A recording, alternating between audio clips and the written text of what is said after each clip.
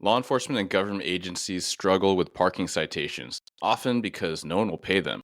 Boots or other devices are costly, and they invite confrontation when implied and later removed by enforcing employees. With Tire Tag, you can avoid many hurdles and ultimately promote public safety and revenue collection. To learn more, visit tiretag.com.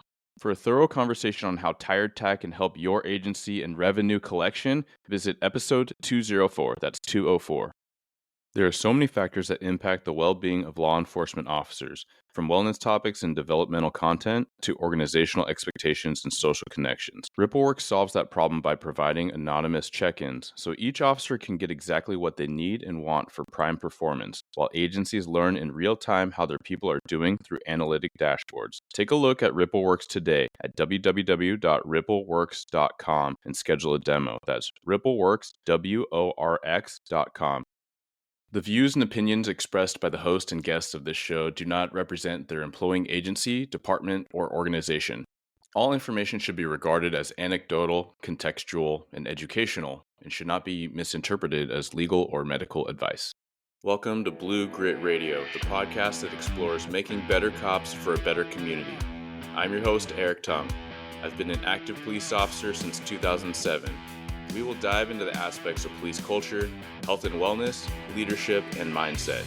You'll hear from experts not only from policing, but all industries as they relate to being our best with purpose, passion, and positivity. Join me as we share stories, lessons, and advice so we can all be better for ourselves, our teams, our families, and our communities. What are you putting out there? And brand is part of that. So I love that discussion because you brought up one of my biggest pet peeves as we were starting recruiting was you'd stand up at a test event. And we kind of had this like in Washington, it's like all these agencies use this private company and you could send a recruiter and kind of give your spiel. But I was like, everyone's saying the same thing. We need to not do that. Like, so people started even saying, yeah, I mean, we have what everyone else said. So we have like SWAT, we have K9, this and that. And they kind of said the same thing. And then we got some confidence with some time to say, hey, if you want to go fast, if you want to go to like calls, like some of our recruits, like their first week, they're going to shooting and they're throwing a tourniquet on a person. Some of you are going to be like, yes. And that's awesome. And some of you guys are going to be like, no, I want to go to schools. I want to get coffee. I want to talk to the business owner for 15, 20 minutes. That's awesome, but we are not that. And so don't try to be something you're not. And that is a recognition of culture and brand and messaging. And so that all goes into strategy. Yeah, Tom's been patiently waiting as I just have to, man, every time like it takes me back to my, my time in recruiting and thinking about how do we influence culture and interacting with like the everyday patrol folks and like detectives, because we would take them on tours and if you're doing it right, you're engaging the team. But yeah, Tom, what's on your mind there? Yeah, I mean, I agree. Both you guys, Tim and Eric, like to your point, Eric. Yeah, it's you got to know who you are as an agency, and if you're trying to say, oh, we're this and we're that, and you really don't have that stuff, or a lot of agencies like, oh, we're a family. If you get there and you're not a family and everybody's being treated very poorly, that's not a family, right? So you got to be true to who you are, right? And this is going to sound insane to anybody who has vacancies, right? But believe it or not every applicant is right for you.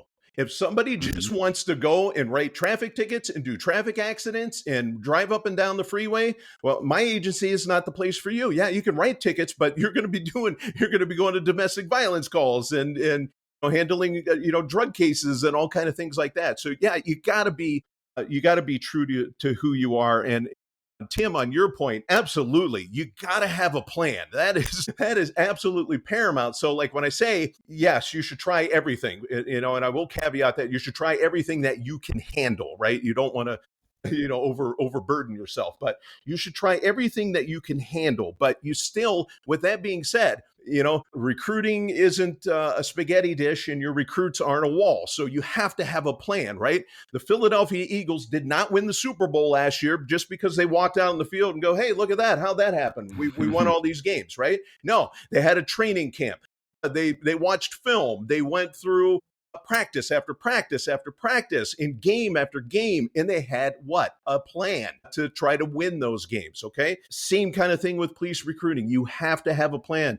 Like Tim said, if you're going to a job fair, What's your goal for that? Do you just want to meet people? Do you want to show your department in the best light possible? Do you want to, build your brand? What is it? What is it you want to do? That gives you something to focus on. So when you're in the trenches doing this stuff, you always can go back to your plan and stay on track. It's the same thing with social media. Talk to social media till I'm blue to death. So cut me off whenever you want to. You're good. Hopefully people are getting it. They're like, man, I need to look at some pages and get some Right. ideas going and run it to the bosses. Yeah. Right. So people get on there and they're like, okay. And I ask people, hey, are you on social media? Oh, yeah, yeah. We have a Facebook. Okay. Well, how often do you post? Yeah, just every now and again when something comes up. Well, when's the last time that you had a now hiring post? What? What do you mean? There's no plan. They just every now and again they throw something out there and then they forget about it. What I like to call posting and ghosting. They put something up, they don't answer any comments, they don't try to establish a relationship with in the comment section by liking people's comments, nothing like that. So even with the simplest of things, you have to have a plan if you're going to be successful. As the adage goes, failing to have a plan is planning to fail, right? Yeah, yeah. So well said. And I want to rewind back a little bit of what you said, Tom, which is like you got to know who you are as like an Mhm. agency, as a culture, and then put that out, and the right people come. It's almost like Yeah. yeah, and you even see this in business, and it's people are nervous about like boxing out who you can't have every ideal customer, but like the perfect recruit candidate at LAPD is different than the perfect recruit candidate in Broward County. I mean, they're just like, don't just try to market in like Kansas City for like that. You shouldn't be like trying to vie for these things. Like, so all to say, when you see that all too often, and we all, as an organization in an industry, we're all competing for the same people because we're afraid to discern like what we are and what we aren't. And some of that became like a little bit in the weeds for so background people and recruiters, and then also admin. And I mean, everyone should be a recruiter is kind of like a thing that Yeah. hopefully people are hearing. Like you're a patrol cop. Okay, cool. You interact with the most people every day, more than your recruiter probably. You're always a recruiter. You're always doing community engagement. You're the boots on the ground. So you don't have to be like the salesperson, but you should present well so people can see. They might engage you and you're like, cool, let me get your email. I'll pass it on. Here's a card for my recruiter or what have you. But pivoting back, like when you are afraid to say what you are, you do everyone a disservice. There are so many people, I know it for a fact, that like when they would meet a recruit and sometimes it'd be like, hey, I want to ask you a background question. I'm kind of nervous, but like, is this a concern? And they would be like, and there's a nuance to this too, right? Because sometimes you don't know the full story. But if you know unequivocally, Chief is not going to hire you, dude, just say it, man. Be like, Right. hey, yeah, I know the context and like precedent. Like we won't hire for that. However, some agencies do. Just tell them because what you do otherwise is you really dissuade them because they're going to apply. They're going to get rejected.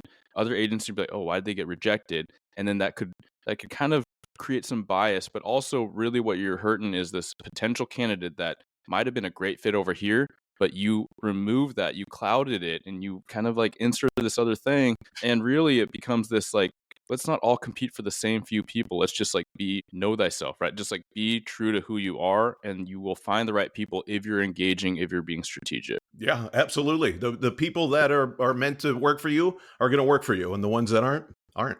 Yeah. And so this might be a good time. We talk about strategy, and I'm going to pivot back to Tim because your third point had to do with business acumen. Okay, so strategic, I can get business. I kind of brought up like some of that vein. But for those of us that are not, we're like, I never run a business and I've never been part of those conversations or industry lingo. Like, what do you mean by that? Like developing some business acumen and how to apply that thinking? Yeah, right. You're a commander, right? Man, you run a business. You manage people, right? Wait, what? What? No. You oversee a budget, right? So that's where I'm coming from is that you don't police agencies, right? If you're a supervisor, you manage people, you're probably looking at purchasing, you got a supply room, you got an evidence room, right? That's all concepts that apply into the business, right? And one thing that I found really fascinating was I went back to business school and I was really nervous because hey, I'm just a dumb cop, right? That mindset of, hey, I don't know nothing, trooper, cop, that's all I know, right? Troopers are the Where, smart ones, though, right? yeah, Math and like collisions and that depends on who you talk to, right? But, we're just taillight chasers, right? So, we got that going. But what I found is that going in business school was that the concepts, the theories, that there we just don't put any terminology in policing Mm. to some of these concepts as far as like leadership, right? A couple things is, we do change management in policing, but we're terrible at it, right? You think of the initiatives, the new policies that come out, and then all of a sudden they get scrapped, right? Hey, what we're doing updates and we're doing inspections on a weekly basis. Well, we do that for like 2 or 3 weeks, and then it just gets scrapped, right? Yeah. Or a policy that's ill thought out and just kind of disappears, or yeah, we're not enforcing that policy, right? One thing that I found really fascinating was a couple things that I look at and I'm researching even more and more is these concepts like, objectives and key results. There's this concept, and it comes from the tech world of you have an objective, but then you have key results that show you if you're on track to meet that objective or you're not, right? And then that gives you an opportunity to kind of, hey, let's shift things, let's change things up. Maybe that objective was not necessarily the right one, right? So going to a recruiting event, what's the objective? Are we there to get 15 candidates' email addresses? Okay. Did we make that objective? Yes or no? That's one objective, right? So, and then other ways that I look at it is just the broad picture of the industry and the pressures that are happening within public safety, right? Whether it is environmental, political, internal, external, right? They all have a factor on how these agencies operate, their budgets, right? Who's setting the budgets. And then it comes down to right today. And I guarantee you in the next 5 to 10 years, there's going to be more substitutes. And we're seeing that already on the West Coast as far as civilian response teams, right? That are taking away some responsibilities from traditional police department, policing.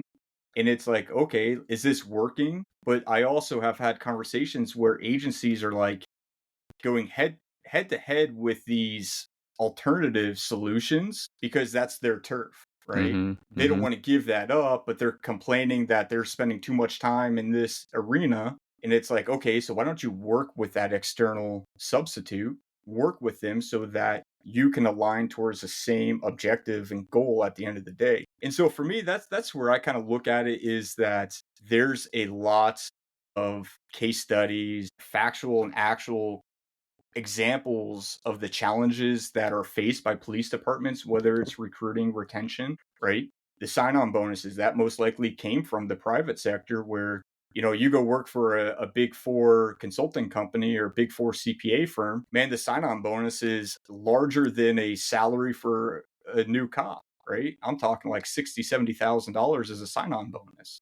That's fascinating, but they have so much churn and burn within those industries that they have developed strategies to make that work for them. Where policing, we have individuals promote who don't necessarily even know how to operate an Excel product, right? How to use a spreadsheet appropriately or manage people.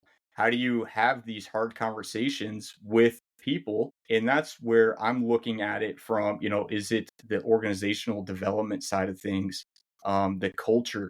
We keep coming back to culture. And I think that's the biggest thing where people, it's a simple term and concept, but the application and the results are difficult to achieve because it is so dynamic.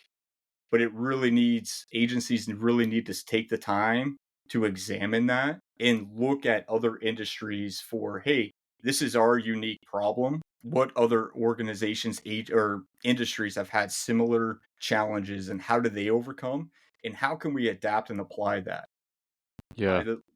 Threw a lot out there, but, happy to digest that a little bit more if I need to. No, those are great things to think about. A lot of these are like higher level for sure. I think most people listening are like, okay, no, that makes sense. And like, wait, that's a leadership thing or that's a managerial thing. It's like, yeah, these are all intertwined, right? Because who's running your recruitment or who's giving you like a recruitment team or ancillary dues? Who's approving that? Who's approving the overtime and this investment? And is the investment worth it? Well, that depends on your key performance indicator, right? Like that depends on what you've charted out in your strategy, right? In your plan. So you're not just throwing stuff out arbitrarily. So if you're not getting the quote unquote results that you might not have defined, you're not just shutting it down because you might have had a plan or someone might have had a plan, but it wasn't like communicated. And you give the example specific back to like maybe what people are thinking in this conversation is like signing bonuses. And I think we talked about that earlier, but more and more agencies, and I've talked to reps at agencies with big signing bonuses in the area, and we're talking the tune of like over 40, 50 grand, maybe 60, I think is the highest in the state of Washington right now. You've seen higher in California, like 75 quite a bit ago. And people in that region are like, there's a reason, and that's a red flag, like cops, right? And then the entry level person's like, wait, what do you mean? But then from those agency reps saying that it tends to attract the wrong type of people. Admin will say that because they get to the command staff interviews, and I call them mercenaries. And like, there are good and bad versions. There's better and worse versions. There's some people that are here to work and they're chasing that dollar. I don't think I've heard that a whole lot from an official recruiter, but there are some agencies where it's like, no, we're here, like people come here to retire and they want to chase that dollar. So if you're down for that, and no shame, there are those even entry level people that are like, that sounds really good. Like I want to serve, but I'm not like not trying to like work the most. I do have a lot of things and a lot of kids and dude, no shame. But if people were less apologetic about it and just owned it, that might help a lot of things. But yeah, just to say that with the signing bonuses, that does create a lot of downstream effects. As you talked about in tech, like I know I have a lot of buddies in tech, and that is the thing. Like it's just bigger like stock options and this and that, but the turnover rate is crazy. And if we start doing that, we have to recognize it's not just attracting talent, it also builds this rotating door effect that you are seeing people do, right? They come in for this, they fulfill their 2 years, or like some agencies learned they didn't have a clause, so they paid out the whole thing and people were gone before they're off probation. You're like, shoot, dang it. The city council's not going to like to hear about that. So we got to think and ask ourselves, be curious, like how these downstream effects might manifest. Tom, what do you got? Yeah, this is a big topic that I get asked a lot about hiring bonus, and referral bonus, and all this. If we do these referrals and we do these hiring bonuses, we'll get a lot of people, and that's just not how it works. So you have to think about these hiring bonuses, right? And much to your point, what you were alluding to is that when you have one of these massive hiring bonuses, I just saw one a couple of weeks ago. It was like 100,000 somewhere in like Northern California. And I thought, holy cow, that is a ton of money. When you put out these big hiring bonuses, and again, not like 5 grand or 10 grand, but these, 40, 50, 60, $70,000 hiring bonuses, they just think that's going to attract everybody in. But what you're really only attracting is what? People interested in money. And when people are interested in money, how long do you think it is, much to your point, before they go chasing more money elsewhere? So it's really not, the hiring bonuses aren't anywhere near as powerful as people think that they are. From my talking with newer people coming into the career over the past 5 years, with Gen Z's been in our job market 5 years now, right? So in talking to plenty of applicants, hundreds of them who come through our process, most of them, and I don't have a number, I don't write it down or keep track of it or anything like that, right? But most of them, they couldn't care less about money. We're going to give them, 60 some $1,000, and that's the most money they've ever made in their life. They're just happy not to be, fighting for hours at the local coffee stand or at the grocery store or whatever. Mm-hmm. They have no benefits. They don't care about that kind of stuff. It is not what motivates Generation Z. So these hiring bonuses really, they don't attract what people think that they attract. Going back to the just knowing who you are as an agency and staying true to that, and showing people that people like them work for you. And that is, I saw a post of yours not too long ago, Eric. I think it was maybe, I don't know, 4 or 5 months ago, whatever it was. You were reading a book. It's actually a book I read about 5 years ago, and it was by Seth Godin. And it defines the concept of people like me do things like this. And that is an enormous influence on my recruiting, on my business. If you're in recruiting and you need direction and you want to pick up a book, pick up that book. It will change your life in terms of recruiting and make you see things that you never saw before. And that's really what it is. When it comes down to it, at the end of the day, people just want to have their needs met. I'll get it out, right? I heard meat snack, and I'm like, yeah, I'm down for a meat snack. I'm pretty protein driven guy. Yeah, there we go. They need to have their needs met. So if that's $100,000 signing bonus, that's the person you're going to attract. If it's a secure job with a retirement, that's who you're going to attract. If it's a place that I can come and work for 3 or 5 years, and have a great time. I did my duty as a cop, and now I'm going to go do something else, like a lot of Gen Z does. They're job hoppers. Then that's fine too, right? So you have to try to attract the people that are right for your agency. Yeah, that's huge. And it's not just Yeah. Z, like I'm an old millennial by age, and I've seen this, like my generation, like millennials, call it Y, or even Gen Xers. A lot of Gen Xers, like kind of in that like they're past the midpoint of their career. Maybe they got Yeah. 5 to 10 left, but they're leaving because of leadership, and they are not staying for the dollar unless they're just like, I got my top five. I'm trying to like just go for pension. You don't want that either, right? So it is a leadership culture problem. Mhm. You don't want those like kind of that absenteeism, whether they're in the seat or just on the books or not showing up or whatever, or just not showing up well. And so it is to say, like, pay attention. Um, and man, so many people are leaving for like what they see as strong leadership, way less money, but their quality of life is through the roof, their sense of purpose. And that's where like you can be aware of how to brand that. If you don't have the shiniest new car, if your budget is not out of control, if you don't have the signing bonus, you got to be honest about it, right? You got to find a way to make it true, and or remind the team like, hey, like this is what we're about. And so when someone comes in and they don't just like meet everyone, they're like, what happened? Like, this is like the veil was pulled over, the Wizard of Oz is not real. We don't want that, because they're going to leave too, right? Because they know if they're a solid recruit, new rookie, you are super marketable. So it incentivizes the culture, not just leadership, but everyone in the ranks, to make this agency better because of your attitude, how you do the job. So yeah, so much there, man. Yeah.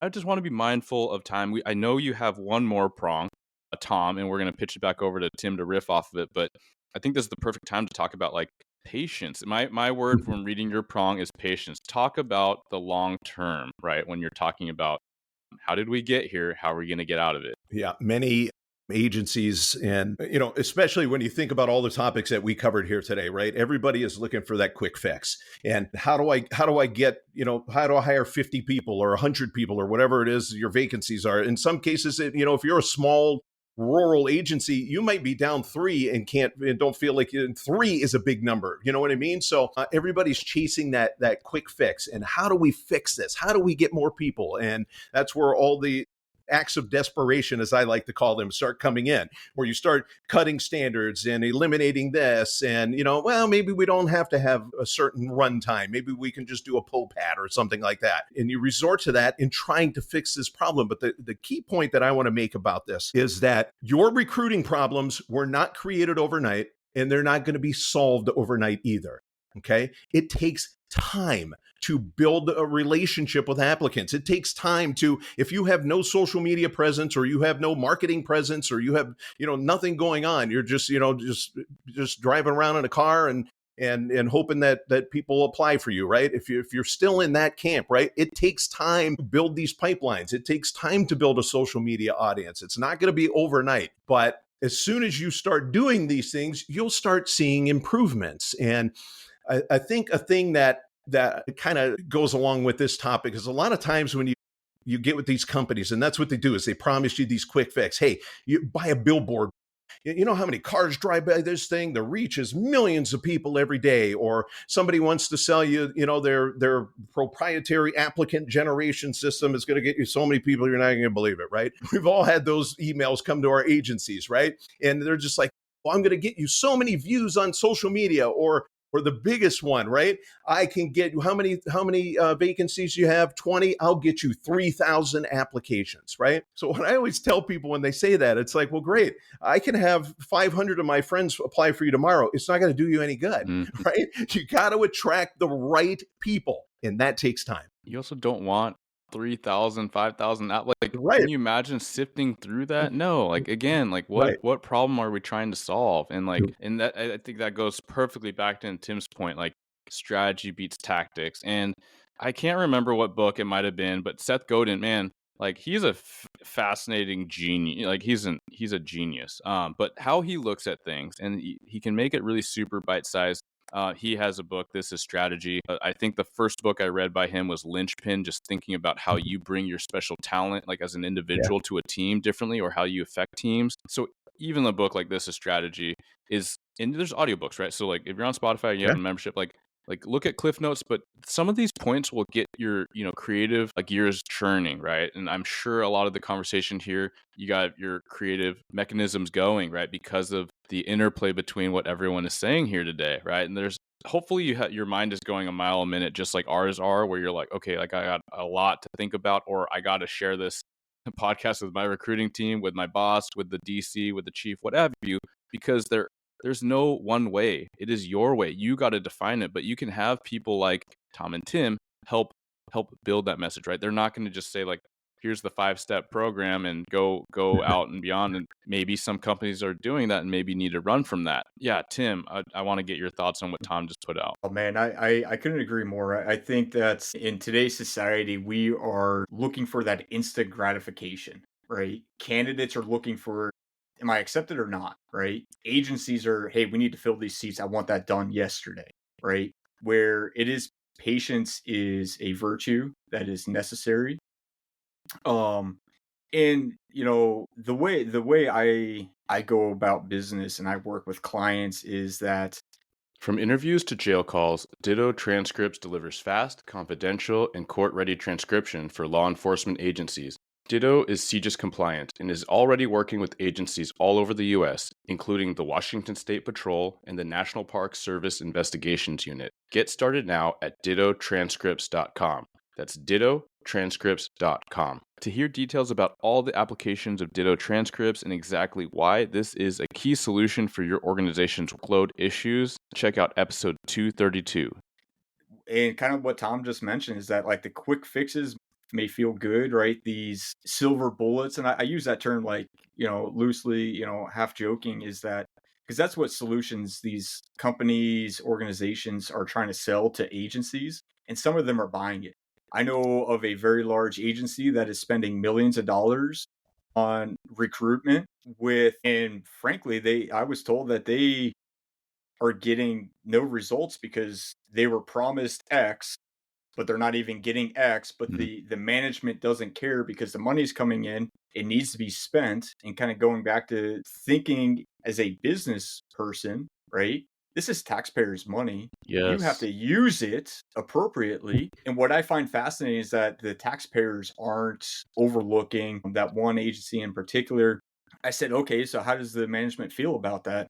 They don't care as long as we're trying something. And I'm like, that's $1 million that you guys are just, you may as well just burn it because you're not getting anything in return, right? So that's a side note. But going back to the patience is we have to be patient. Agencies need to be patient. They need to sit back and again, going back to the strategic point of view that I push and I encourage when I have conversations is that slow down. Again, this problem wasn't created overnight. This is a compounded issue where now, because of multiple factors, and we can talk about pensions, benefits and how they've become diluted for candidates who are looking and maybe chasing that dollar, where you're going to see candidates today. I would put my name on it, and I've seen some research is that you will see officers today go between 2 to 3 or more agencies in their 20-year career, where historically, right, public safety was that you went to one agency, you did 20 to 30 years at that agency, you never left. The pension you could live off at the end of the day when you retired, life was good. Today candidates are seeing, hey, for me to get this experience or for me to grow, or the leadership is garbage, I need to bounce around, right? And so we're seeing that. And that's where, again, looking at the entire environment, the landscape is okay. Now we're not just competing with public safety agencies, but we're also competing with the private sector, right? It costs what typically on average an agency about $100 to $150,000 to train an officer. If you think about the academy, all the investment of the background investigations training, equipping them, vehicles, all that fun stuff, benefits, that's a huge investment that the private sector is not investing into candidates, right? So Mhm. that's a unique thing for agencies. So you really want to make sure that the candidates that you're attracting are worth that investment, because that's significant whether you're a small department or a big department. And having that patience to say, you know what, we really need candidates, but we're not willing, just because we need to fill a spot that we're not going to see for 18 months because they got to go through an academy, go through FTO process. So that's a future seat that they may fill if they make it that far, because based off of our background investigations or our process, and there's some stuff that that's a little iffy, right? You know, you talk about integrity and all that stuff is be patient. Don't just take the first 5 candidates that show up. But what I'm seeing is that agencies are putting listings out there and they're taking the first 5, and it's pretty much a guaranteed job as long as you meet their age requirement, don't have a criminal history, you know, very minor drug use, you know, and they're getting hired. And we're going to see the ripple effect again in 5 to 10 years if these candidates stay in policing, what the quality of that officer is at that agency. Is it a liability, or is the agencies going to get away with it? Right. So, man, I couldn't agree more. I think patience is key for agencies to understand that they need to be patient and deliberate with how they approach their recruitment. Yeah, absolutely. I mean, like Tom said, again, if you are looking for a quick solution, like to a non-quick problem, I would even like add on this is like if you do think you found a quick solution, you are probably creating your next not problem, right? And so even if Absolutely. like you hire a few of the wrong people and that's your class, your generation, your next one, and yeah, maybe you trick some people out, the attitude and like they're shady or they're just like kind of garbage, like performance, what have you. Well, what are you creating now? You are creating these cultural ripples where people in the ranks are like, you're hiring that guy, you're hiring that girl, I'm out. Or I'm not an advocate for this place. I got a paycheck. I'm just going to do the minimum, right? Whether they overtly say it, which some do, and some overtly like they just have that subconsciously. You're creating this problem. And how do we fix culture? I saw this article recently, and it's more like the overview was like, you can't try to fix culture. It is this like it's so nuanced. You have to keep working at it and grooming. And I'm thinking about like almost like gardening. Like you're not just done. You can't just put in like 3 hours of really hard work in the sun, like gardening, and then you're good for a season. No, it's like people that are amazing gardeners. I'm not one, but like with the green thumb, you walk by their house, you're oh my gosh, everything's always in blue. You just have it's like this ecosystem. They're out there like twice a day, right? They like it's a craft, it's an art, and so we got to pay attention and really be intentional. And so, man, I just want to have people think about that as we talk about all these really high level things. It's because they matter, right? These things are not we're just in the weeds of like one strategy or two little like tips or tactics, as we said. It is so much, but there are so many bite-sized things that you can try and talk about with your team that Tim and Tom have helped us explore. I do want to get to some closing thoughts from both of you and of course where people can find you because there's so much value. I see it and I feel it when I see your guys' posts, and there's a lot of people in our industry that are putting out good content that gets your juices flowing. And so it is that, but also it's, hey, I think we could benefit from having someone come in. And so whether that's Tim or Tom specific to recruiting, or Tim does other things that he'll uh, review again, it's just to say like consider it, right? Reach out. Same thing for me. Like I love doing training. I love kind of working with teams and figuring out how we can do more leadership and wellness, and culture is tied in with recruiting too. So, but please, why don't we start back with Tom? Um, any closing thoughts and tell the people where they can find you? Sure. Just to touch really quick on that last thought of yours is culture building, much like recruiting, has no end date, right? It's always going. And that's, you have to have that mindset. If you want to win with recruiting, with culture, with policing, with whatever it is, you have to keep that in mind. It has no end date. You have to always work on it. People can find me on my website. It's forcopstraining.com. That's FOR. There's not four of us, so it's just me. So forcopstraining.com is my website. I've got a ton of free resources for you to use, some learning guides, and of course my blog that I put out every Thursday morning, our Marketing for Cops newsletter. And I'm always putting out, tips and ideas and stories of things that have worked for me in the past. And again, all of that stuff is free. I'll deliver that to you every Thursday morning if you want to sign up for that. But on social media, all over the place, at 4Cops Training is my handle everywhere. And I just want to, the thing that I'll wrap up with is I just want to go back to what I said at the very beginning of this. And that is recruiting in 2025 isn't hard. It's just different.